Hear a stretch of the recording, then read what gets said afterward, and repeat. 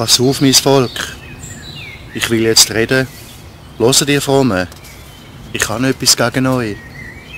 Ich, euer Gott. Ich mache euch keine Vorwürfe wegen der Opfer. Ich habe sie ja immer vor Augen und sehe euren Eifer. Ich mag aber keine Stiere aus unserem Stall, keine Böcke aus unserem Pferch nehmen.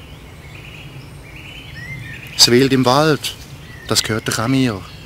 Das Tausende hat es davon auf den Bergen. Ich kenne auch die Vögel unter dem Himmel und alles, was sich rot auf den Feldern. Und hätte ich schon Hunger?